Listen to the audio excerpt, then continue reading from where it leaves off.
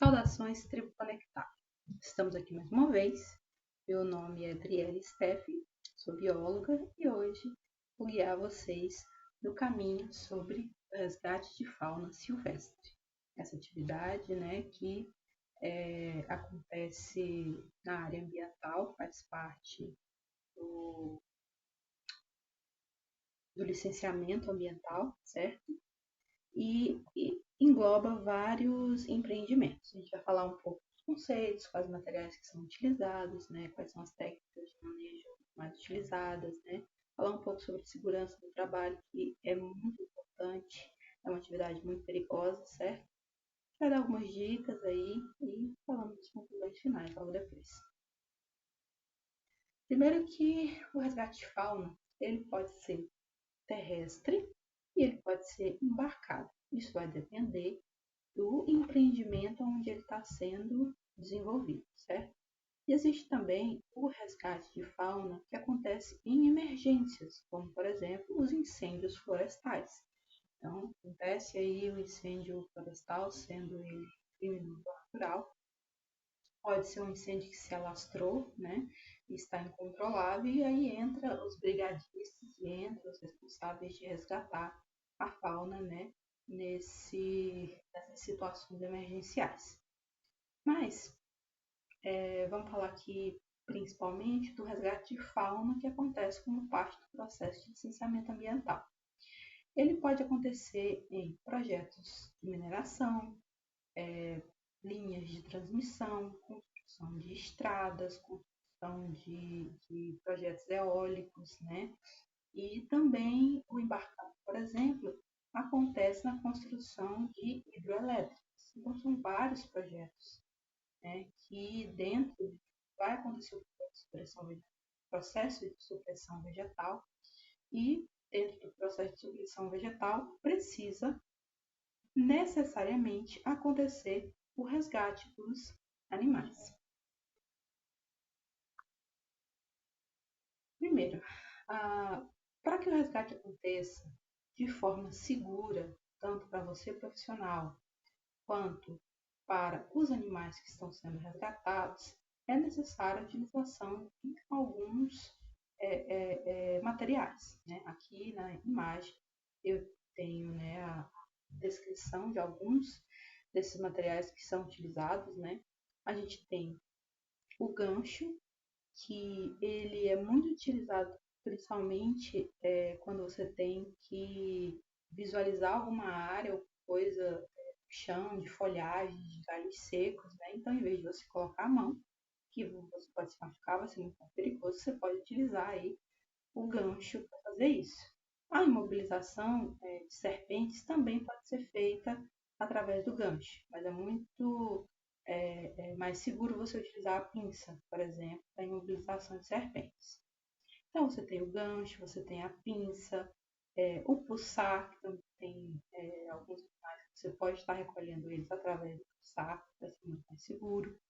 A utilização de zarabatanas, quando você precisa utilizar um tranquilizante a longa distância. Além das zarabatanas, tem o dardo tranquilizante, as pistolas, que você pode estar utilizando também quando você tem que imobilizar esse animal de grande porte, como por exemplo, felino, de grande porte, uma onça. Então, a longa distância, você atira o dardo tranquilizante para você conseguir pegar esse animal, e fazer o manejo dele, certo? Alguns animais é necessário você utilizar o laço, como por exemplo as antas, animais assim de grande porte, você vai precisar de várias pessoas, de vários laços para conseguir imobilizar esse animal, certo? Existe também a cesta, e a caixa de transporte, que vai ser um item extremamente necessário quando você precisar transportar esse animal de forma segura, certo? Além dos equipamentos de você efetivamente capturar o animal, você precisa também dos equipamentos de proteção individual, Esses equipamentos são para proteger você, indivíduo. Então, o capacete, ele é muito importante para proteger de qualquer coisa que possa cair, né? Então, se você está numa área de floresta, está acontecendo a, a, a, a retirada dessa vegetação, pode ser que caia alguma coisa de cima das árvores, né? Então, no capacete você vai estar muito mais protegido, né? O óculos de segurança também, você vai estar protegido de alguma coisa, né? Vir nos seus olhos. Então, no campo, tudo pode acontecer, né? Você está numa área aberta, uma área que está sendo mexida, né? Várias máquinas trabalhando ao mesmo tempo. Então, você tem que ter o maior de segurança possível. Você tem que estar com capacete, com óculos de segurança, com abafador nos ouvidos, se for uma área onde tiver motosserras ou máquinas fazendo barulho. É importante estar o dia inteiro ouvindo aquele barulho, certo? Você também, em alguns empreendimentos, precisa proteção respiratória, as máscaras, né? Pode ser um local que está fazendo muita poeira, você está o dia inteiro é, é, é, respirando, né? Aquela poeira, aquela serra, talvez possa dar de corte de madeiras, né? Então é realmente muito importante você estar protegendo você e o seu corpo. Os coletes de sinalização, né? Sempre tem cores chamativas, amarelo, laranja, com fitas que são refletivas. É muito importante para que as pessoas que estão trabalhando nas máquinas possam enxergar você, trabalhador, do lado de fora, né? Então, mesmo trabalhando de dia, ela é muito importante para você ser visualizado dentro do campo de trabalho e o colaborador que está na máquina, né, não passar por cima de você, porque pode acontecer muito, você não está no campo de visão daquela pessoa, certo? Os cremes de proteção, né, UV, os protetores solares são extremamente importantes. Você vai passar o dia inteiro no sol quente, certo? Então, o protetor solar é de extrema importância para você proteger a sua pele, lembrar sempre de estar repassando o protetor solar. Ah, então, os protetores auditivos, protetores faciais, a luva de segurança, ela é extremamente importante. Existem vários tipos de luva para cada situação, né? Luva de baqueta, pintada, luva de raspa, dependendo do que você for fazer. Proteger as suas mãos é de extrema importância, né? O acidente de trabalho ele não avisa quando ele vai acontecer, certo? Então, é extremamente importante você estar utilizando esses mecanismos de proteção. Os calçados de segurança, é, em áreas abertas, em áreas que estão sendo abertas pela primeira vez, né? No caso, você está abrindo para estrada, transmissão, o terreno é irregular, certo? Então, você precisa proteger os seus pés. A bota de segurança é de extrema importância, né, nesses casos. E além disso, para você que está ali no chão, né, próximo de galhos, próximo de folhas, né, os animais estão sendo retirados dos seus habitats naturais, então é de extrema necessidade você utilizar as perneiras. Aqui na imagem do lado direito, a gente tem o exemplo, né, do perneiras. As perneiras são extremamente importantes para proteger seus pés e as suas pernas, né, de não só serpentes, é principalmente para serpente, mas também de outros animais peçonhentos também, que pode acontecer de estar entrando uma lacraia, de estar entrando uma aranha, um escorpião, né, na sua calça. Então, a perneira é de extrema importância na sua proteção nesses casos, certo? Aqui na imagem, tem uma imagem minha realizando um trabalho, certo? E aqui eu estou usando todos os materiais de segurança, né, que são extremamente importantes para vocês. Vocês vão estar em áreas inóspitas, aonde o socorro é extremamente demorado, pode demorar 2 dias para você chegar no local onde você vai ser atendido no hospital médico. Então, prevenir é a principal forma de você, né, não se colocar numa situação de perigo e esperar que o socorro chegue. Você pode estar trabalhando numa área onde é extremamente difícil de chegar socorro. Então, use os materiais de segurança.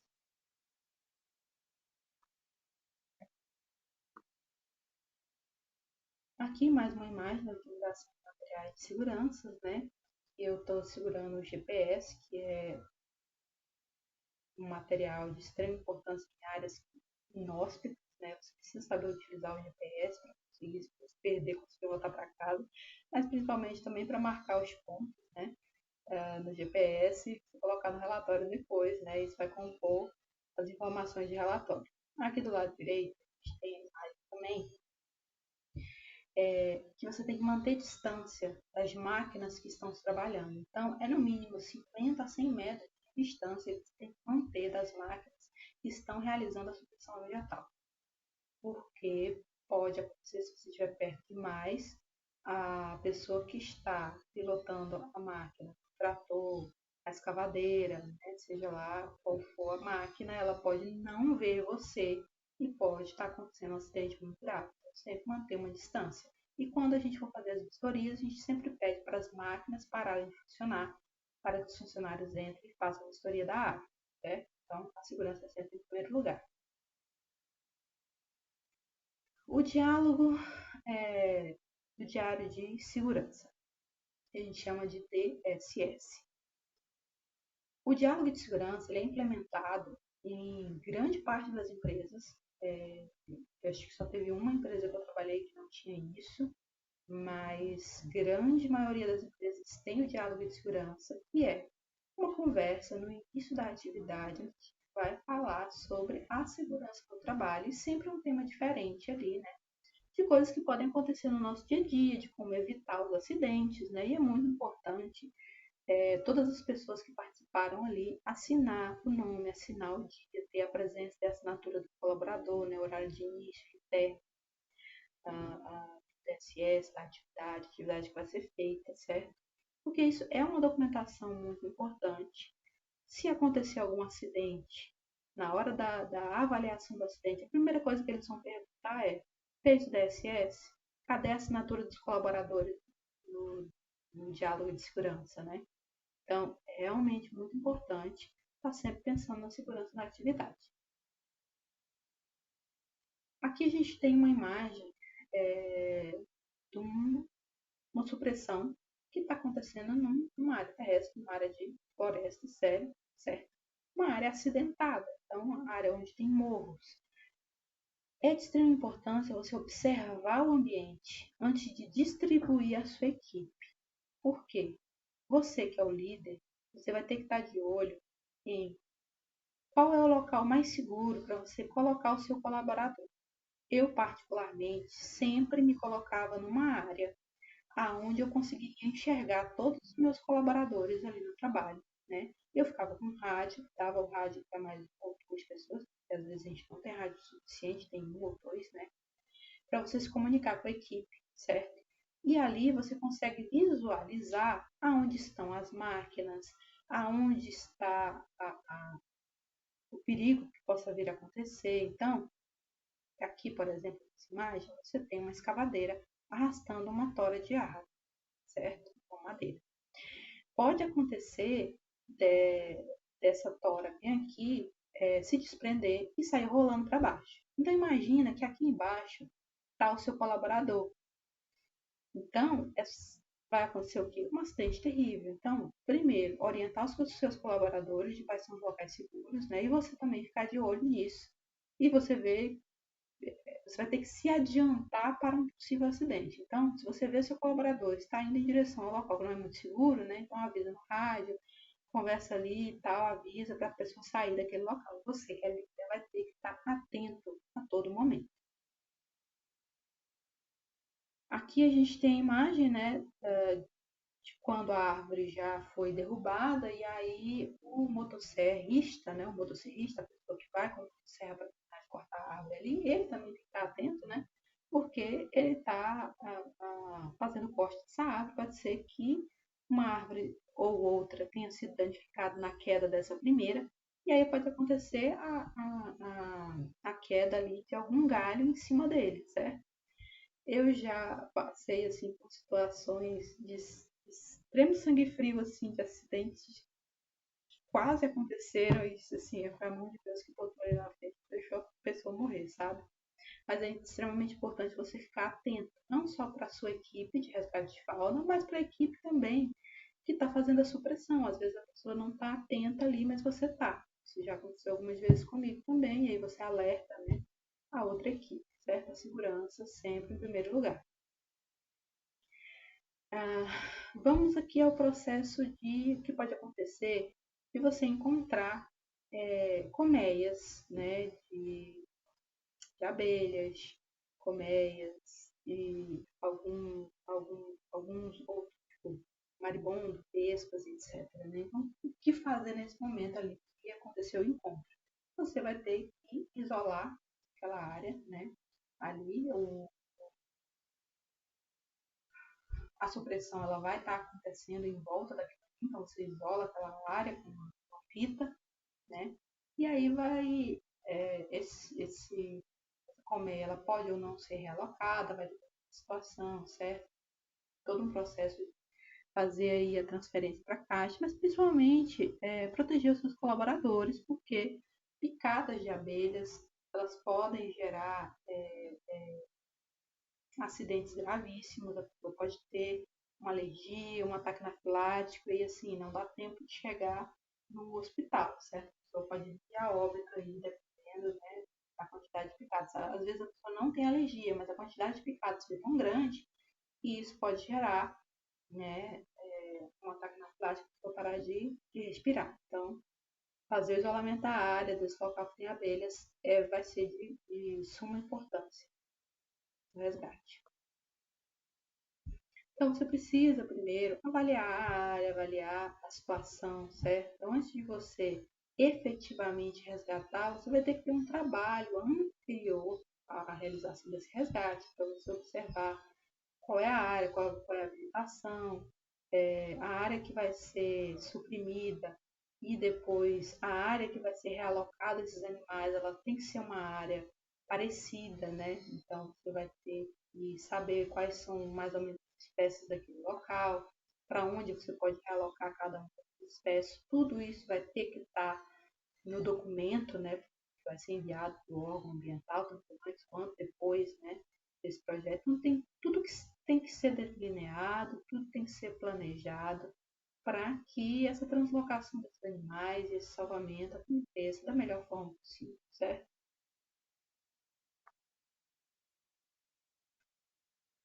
Então, aqui você vai ter que ter uma relação muito importante entre você que é líder, entre a sua equipe, né, entre os seus gestores, certo? Para onde esses animais vão ser enviados, toda, se o animal foi encontrado ferido, né, ele vai para o atendimento veterinário, onde está sendo esse atendimento veterinário, tem que ser um local seguro, um local de suporte, tá? Se esse animal vai por um mantenedor, por um criador, se esse animal vai ser deslocado para uma outra área florestal, dentro, né? Então, se a unidade de conservação tem todo um, um processo de documentação que tem que transcorrer, isso tudo tem que ser definido em projeto antes da realização da atividade.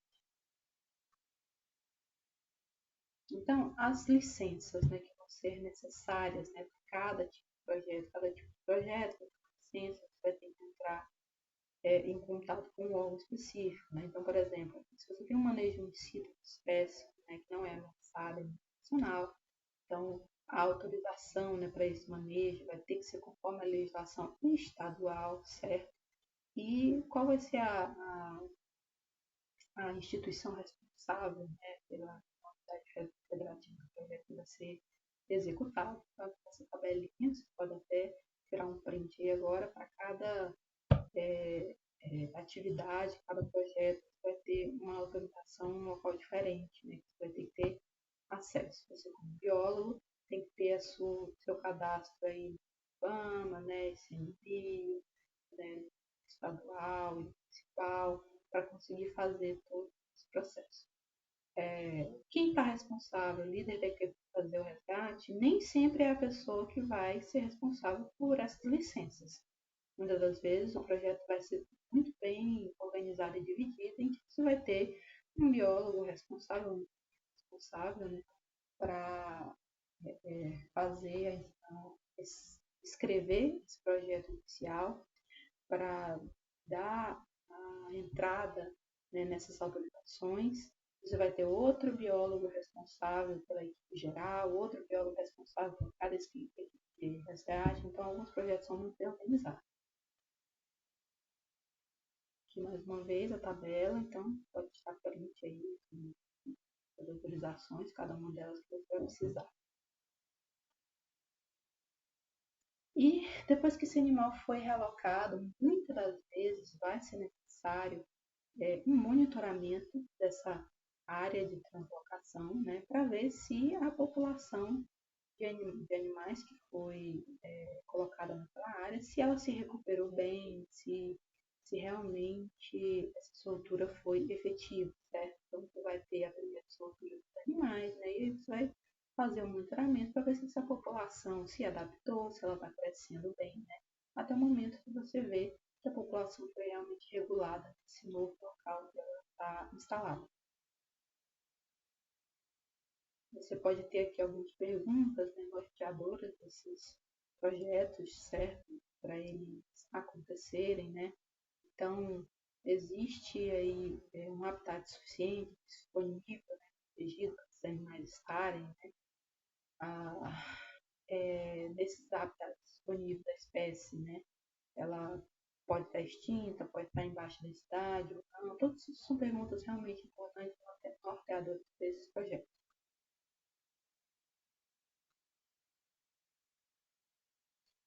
Aqui a gente tem a visão geral do projeto, né, de translocação para conservação. Primeiro você tem uma avaliação inicial, né, daquela área, né, identificar o estado da conservação, avaliar a translocação para conservação, né, avaliar se a translocação para conservação ela é apropriada ou não, certo? Depois você tem a parte de planejamento, depois você tem a parte de execução e depois vem a parte de monitoramento de todos esses resultados. Então aí vem a questão da soltura, né? Uma soltura intencional, né? Uma translocação, que vai acontecer assim ou não, e por aí vai. Isso sempre as perguntas vão nortear todo esse processo. Os guias de campo, eles são extremamente importantes dentro dessa atividade. Quando você está lá em campo, que você e seus colaboradores, né, fizeram o resgate dos animais, né, colocaram ali nas caixas de transporte, depois, né, vai ser realocado, translocado. Esses animais, vai ser importante que você tenha vários guias de campo, certo? Ou no seu celular, ou no tablet, ou mesmo impresso, para que isso te ajude a fazer a identificação desses animais, porque vai ser necessário fazer uma ficha de campo para cada animal que foi resgatado. Cada animal é um dado e esse dado vai para as planilhas em Excel, certo? E aí cada animal você vai ter que saber que espécie de animal é essa, né? Aonde ele foi resgatado, se ele estava ferido, se ele não estava ferido, se ele foi para atendimento veterinário, se ele não foi, então qual é a família, qual é a espécie, qual é a classe filho que ele faz parte, tudo isso são informações que vão para a ficha de campo. E depois essa ficha de campo vai ter que ser planilhada e cada ficha de campo vai ser um dado que vai ser colocado, né, na tabelinha Excel. E aí você precisa ter um conhecimento dessa fauna, certo? Se você vai ter que depois, baseado nessa ficha de campo, vai saber qual é o animal, qual é, né, o nome, espécie direitinho, se ele é um animal que tem ou não risco, né, de extinção, se é menos preocupante, se é mais preocupante. Todas essas informações elas vão ser colocadas, certo, na planilha de Excel final. Aqui a gente tem o exemplo de uma planilha de campo, né? Então vai ter aí, às vezes é necessário um número de identificação que vai ser criado, tipo assim, esse é o animal 1, o outro é o animal 2, o outro é o animal 3, por aí vai, alguns têm, entendeu? Qual foi a data? Alguns têm até horário, certo? Alguns têm até ponto de GPS, né? Quem foi o responsável? Tipo, foi fulano que resgatou esse animal. Tá ali, fulano resgatou o animal, certo? Ou é o município, os dados de GPS, né, a localidade, aí vem qual é a espécie, o nome popular da espécie, se tem registro fotográfico, qual é o número desse fotográfico, né? Tudo isso, né, vai nessa ficha, certo? É um ninho, tem filhotes, quantos filhotes que são, né? Foi para atendimento veterinário, não foi, tudo isso tem que estar na ficha de campo daquele animal. Porque o animal em si, ele vai ser translocado, o animal vai ser solto, o animal vai para um zoológico e tal. Você só vai ficar em mãos com essa ficha. Então, toda a informação que você colocar aqui vai te ajudar para você construir a planilha em Excel e posteriormente construir o relatório. Depois você não vai ter mais o animal, só vai ter o que você escreveu na ficha de campo, certo? Então, a ficha é extremamente importante. Então, quando você vem para a questão do resgate em si, animais de grande porte, né? O que você vai precisar? Então, aqui, principalmente, os materiais de segurança, né? Então, uma luva, se é uma anta, se é uma capivara, vão ser várias pessoas que vão ter que fazer esse resgate, pelo menos umas 3 pessoas ou duas, né? Cada um com os laços aí, para colocar no animal, depois colocar na caixa de transporte.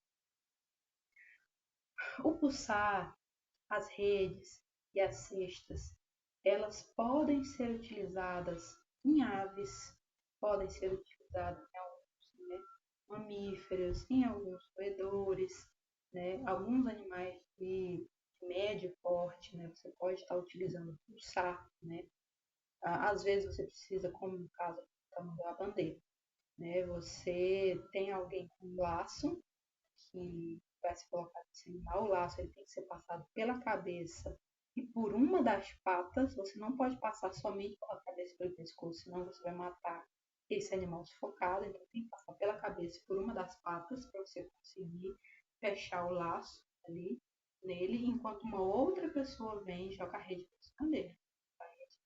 Você vai ter que carregar junto com mais uma outra pessoa, no caso do tamanho da bandeira, porque é um animal grande, certo? Tem animais que dá para você pegar sozinho, tem animais que você vai precisar de ajuda, certo? Aqui a gente tem exemplo de algumas caixas de transporte. As caixas de transporte, elas podem ser feitas de vários materiais, né? De telas, de ferro, madeira, de plástico, né? Isso vai depender se o animal que você vai pegar é pequeno, é grande, é mais forte, é menos forte, né? Tem que ter local para esse animal respirar, certo?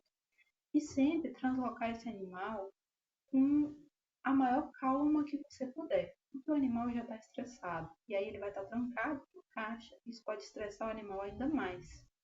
E o animal pode morrer por estresse. Então, o manejo do animal nesse momento do resgate é extremamente importante. Porque não é só você pegar o animal e carregar. O animal pode morrer de estresse dependendo de como você está pegando esse animal. Você não pode apertar demais, você também não pode apertar de menos. Né? Você não pode pegar também e colocar um predador do lado de uma presa. Você tem uma caixa com duas repartições. De um lado você põe o rato, do outro você põe a cobra. Você vai matar o rato de estresse, certo? Aqui a gente tem um exemplo da resgate de serpentes. Então, serpentes, tem delas que são muito rápidas e tem delas que são mais devagar. Então, a pinça, certo? E o cambão gancho vão ser essenciais no resgate de serpente. Às vezes vai precisar dos dois materiais, às vezes só de um. Tentar pinçar esse animal não com muita força. Se você apertar demais, você vai machucar ele, né? E se você quebrar a coluna vertebral da serpente, já era. Ela morreu, não tem mais como reverter isso, certo? Sempre colocar a pinça próximo da cabeça, mas não muito próximo. E não levantar o animal somente com a pinça, dependendo do peso desse animal, que você pode quebrar ele. Então, usa duas pinças, né? Ou usa dois ganchos, por exemplo, para você pegar esse animal e colocar com segurança na caixa. Sempre manter uma distância segura, né? E conhecer como que esse animal se comporta vai ser importante nessa hora do resgate. Aqui, os sacos, né, de plástico transparente e os sacos de pano são bastante utilizados na hora de você fazer a convocação de anfíbios, por exemplo, ou de algumas aves, certo? Você pode fazer aí um varal, certo? E colocar esses saquinhos, né, para a hora do transporte ficar mais fácil, certo? Só que nunca, em hipótese alguma, coloque uma serpente dentro de sacos, seja de pano, seja de plástico, seja de que for. Por quê? Pode acontecer um acidente muito grave. As serpentes, né, têm presas e ela pode estar mordendo o saco, consequentemente mordendo você também, certo? Picando você. Então, serpente tem sempre que ser carregada em caixas de transporte, não em sacos, certo? Sacos, seja de pano, seja de plástico, você vai carregar anfíbios, algumas pequenas aves, certo? Então, animais que não ofereçam perigo, né, para você. E o saco vai ser mais confortável, certo? Para esse animal também, dependendo do animal que for. Aqui você tem alguns mais de médio porte que você pode estar capturando eles com o laço. O laço ele nunca pode ser passado diretamente no pescoço do animal. Ele tem que ser passado no pescoço em uma das patas, certo? Para que esse animal não seja estrangulado, certo? No caso da preguiça, você vai passar pela cabeça, braço e vai deixar que ela use o cabo como apoio, porque ela vai estar segurando nesse cabo como apoio e assim ela não vai chegar a machucar você. Não tentar pegar os animais diretamente com as mãos. Tentar sempre utilizar os materiais de segurança para estar capturando esse animal. É uma segurança para você e é uma segurança para o animal também, certo? Então, alguns animais como a anta, que é um animal muito grande, vai precisar de várias pessoas para fazer esse resgate, tem que ter um plano, certo? E uma pessoa utiliza o laço, e aí algumas outras pessoas também vêm, né? Vários laços também para fazer a captura desse animal e levar esse animal de segurança para dentro da caixa de transporte, certo? As aves. As aves, elas são de vários tamanhos diferentes. Então, tem sempre o cuidado de não apertar demais, né, esse pássaro, porque ele pode se machucar. Então, se for, por exemplo, um pistacídeo, você tem pistacídeos menores e pistacídeos maiores. Pistacídeos menores, você consegue, né, pegar ele, né, com uma mão, duas mãos, às vezes precisa de duas pessoas para fazer a avaliação do animal, mas sempre segurando atrás da cabeça, não segurar muito apertado no pescoço, sempre pela nuca, né, pela cabeça, certo? Segurar na parte de trás, pelas asas, às vezes os pés também. E sempre colocar o animal para fora do seu corpo. Não colocar o animal em direção a você, porque aí pode acontecer de se soltar e machucar você, certo? Então, aqui na imagem, a gente tem alguns exemplos de como você pode estar segurando essas aves de tamanhos diferentes, mas sempre segurando por trás, né? Na cabeça por trás, nas asas, certo? Nos pés dele por trás também, certo? E sempre colocando para fora do seu corpo. Aqui a gente tem um exemplo de algumas outras aves, ó. Aves maiores, né? Grande envergadura de asas, você vai precisar de várias pessoas. Então, uma pessoa segurando a cabeça e o pé, duas pessoas né, segurando uma asa e outra asa, certo? Animais, aves, né, um pouco menores, como a coruja, você pode estar jogando pano por cima dela. Papagaios também você pode estar fazendo isso com eles, né? Está assim, jogando um pano por cima deles para que eles não se estressem tanto, você possa pegar ele com segurança. Passarinhos menores. Tem que ter um cuidado extremamente com passarinhos menores, porque se você apertar demais já era, você matou o animal.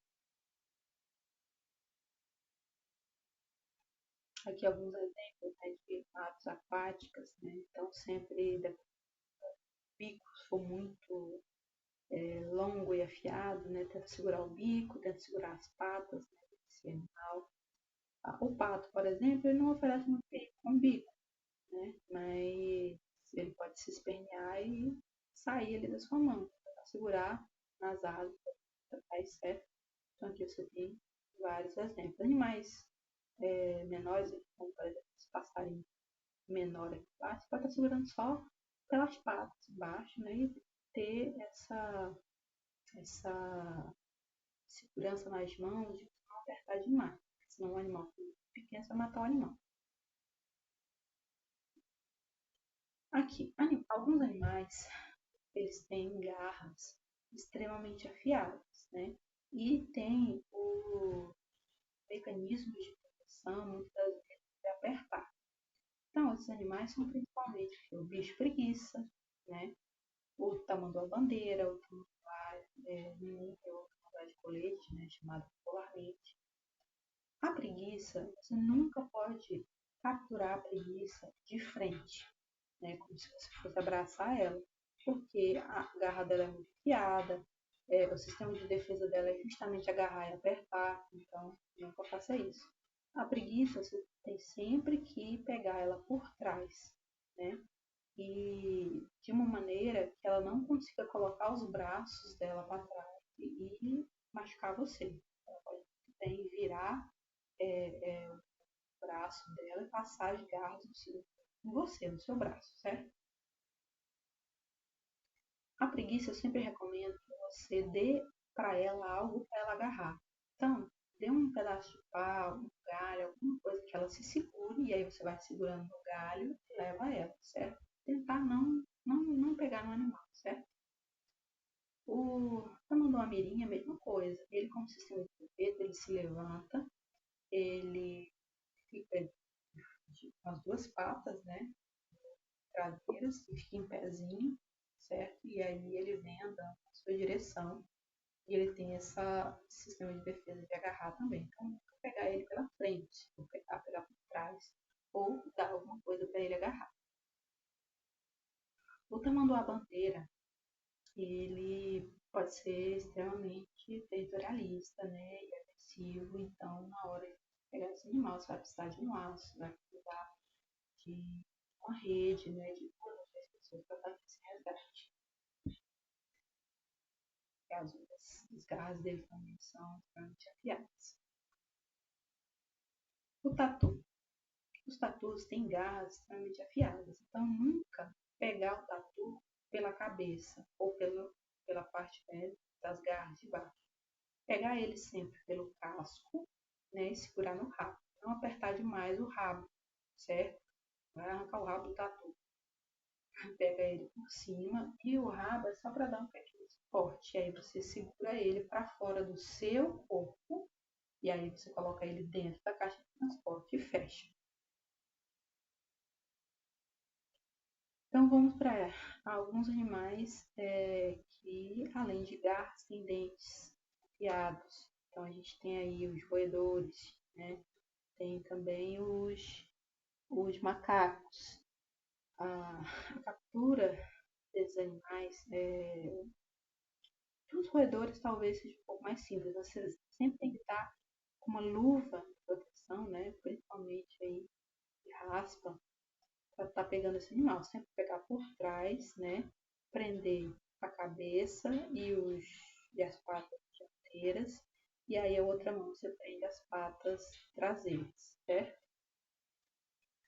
Macaco, na minha opinião, é um pouco mais difícil. Eles têm uma força muito grande. Então, às vezes, você vai precisar de ajuda, né? E de um plano. Os crocodilianos. O perigo do crocodiliano é a boca. Então, a primeira coisa que você tem que fazer na identificação é conseguir prender a boca do animal, certo? Você vem com um laço para conseguir prender esse animal. E aí você vai precisar de duas pessoas, por exemplo, se vocês subir em cima do animal para conseguir prender a boca dele e prender as patas dele viradas para cima, certo? Os lagartos. Bom, os lagartos são um pouco mais simples. Você prende sempre pegando pelo dorso do animal, pela parte de cima. Vai prender a parte da cabeça e o rabo. Não segurar o rabo com muita força. Por quê? Porque o grupo de lagartos em geral, grande parte deles tem um sistema de defesa de soltar o rabo. Então, se ele se sentir estressado, ele estiver segurando o rabo dele com muita força, ele vai soltar o rabo vai ficar na sua mão. Então, não segurar muito forte nesse rabo, é só para dar suporte. Aqui a gente tem serpentes novamente. Sempre pegar a serpente com a pinça um pouco mais próximo da cabeça, certo? E aí, com a ajuda do cambão, você vem e pega o restante do corpo dela e coloca dentro da caixa. Muitas vezes, dependendo da serpente, se você não está com adequado, você pode estar pegando mais próximo da cabeça dela com as mãos, mas sempre de luva sempre. E primeiro você tem que prender a cabeça para depois você vir com a mão para fazer essa imobilização. Não tenta pegar a serpente somente com a mão. E pode acontecer um acidente muito grave, certo? Aqui é o anfíbio. Você pode estar colocando um anfíbio dentro de um pote, porém, esse anfíbio pode ficar estressado, ele pode pular dentro do pote. E no pular dentro do pote, ele pode estar quebrando algum osso, né, dele. E aí ele não tem a óbito, certo? Então, você colocar um saquinho, seja às vezes de plástico, dependendo de quando o sapo é muito pequeno, e esse pouquinho de água, para o habitat ali, né? Ou saquinhos de pano. Sempre manter esses saquinhos úmidos, certo? O sapo, ele transpira pela pele. Manter a integridade desse animal. Muitas das vezes você não vai conseguir capturar o animal, porque a maior parte dos animais consegue fugir. Então ele ouve o barulho, né? Ele acha aquilo estranho e vai embora. Então você vai ter o quê? Vestígios. Os vestígios são as pegadas desses animais. Então é muito importante você ter aqui de forma para você identificar as pegadas, né? E aí, aqui é uma imagem que eu tirei. Na hora eu não tinha uma fita métrica, porque é importante você ter uma fita métrica para medir o tamanho dessa pegada, mas eu tinha uma caneta. Então eu coloquei essa caneta servindo aí, né, como um meio, né, de métrica para ver o tamanho da pegada do animal, certo? Então, muitas vezes vai ter só vestígio. Aí, o que você vai colocar na ficha de campo? Vestígio de animal silvestre, da espécie fulano, tal. A foto, tal, não, entendeu? Então, o vestígio ele vai ser todo sinal que possa indicar que o animal está ali naquele lugar, está presente naquela área, que ele passou por ali, certo? Então, pode ser pegada, pode ser semente que foi ruída, pode ser alguma toca, pode ser fezes, certo? Vai tirar foto daquele vestígio, vai fazer uma ficha de campo, né, sobre aquilo, porque aquilo vai pro, pro relatório, certo? Além dos vestígios, você tem os avistamentos. Principalmente avistamentos acontecem com aves, né? Então, quem tem em campo máquina fotográfica, né? Você viu o animal de longe, é um animal que você não precisa capturar ele, porque é um animal que voa, é um animal que, né? Você só viu aquele animal, é um avistamento. Então, você vai tirar foto, né, daquele animal, ou às vezes você não como tirar foto, mas você só viu o animal, preenche uma ficha de campo. Você coloca lá, avistamento. E qual animal? Animal da espécie fulana de tal. Aí você coloca todas as informações, né, que você puder ali naquela ficha de campo, porque aquela informação vai para o relatório também. O afugentamento. O afugentamento é um processo que acontece antes que a supressão seja iniciada. Então, uma equipe vai um dia antes, né, e vai ter essa metodologia que consiste em afastar, né, de maneira direcionada, barulhos, é, caminhando por ali, para que aqueles animais possam ir embora. Então, animais de porte, que não, né, não gosta de barulho, de conversa com o ser humano, eles vão já embora. Isso vai acontecer antes da supressão vegetal, normalmente ocorre na vistoria prévia, né, que acontece ali. Muitas das vezes é necessário você fazer um processo também de monitoramento para ver o que está acontecendo naquela área. Então é colocado, chama de câmera trap, ou seja, uma câmera com forma de armadilha. Essa câmera vai ser colocada num local estratégico, né, e ela vai tirar fotos dos animais que passarem ali. Aqui na imagem a gente tem uma das câmeras que é mais utilizada, certo? Então ela já vem, essa caixa fora é meio que uma caixa de proteção, né? Ela é amarrada e tronco, coisa. A câmera efetivamente está dentro dela. E aí ela tem um sensor de segurança, quando o animal passa, ela tira uma foto desse animal, ou às vezes até filma esse animal. Isso também é um dado, né, que depois, né, 15 dias depois, você vai lá, recolhe essa câmera, né, 30, 60 dias, dependendo da metodologia, e aí você vai ver esse material fotográfico e aí você vai fazer uma ficha de campo, né, para cada um desses animais que foi avistado, né, que a câmera conseguiu pegar. Isso vai para relatório também. Alguns animais que são capturados, muitas vezes, dependendo do projeto, é necessário marcar esses animais. Cada animal vai ser marcado em um local diferente, né? Então aqui a gente tem uma anta que é marcada na orelha, certo? E aí você tem marcadores que podem ser furados na orelha do animal, colocados em marcador, outros é só uma marca no traço, né? Alguns quelônios são marcados o casco. As aves, né, e alguns répteis também, eles podem ser marcados com chips, né? Então existe uma pistolinha, esse chip é colocado debaixo da pele do animal.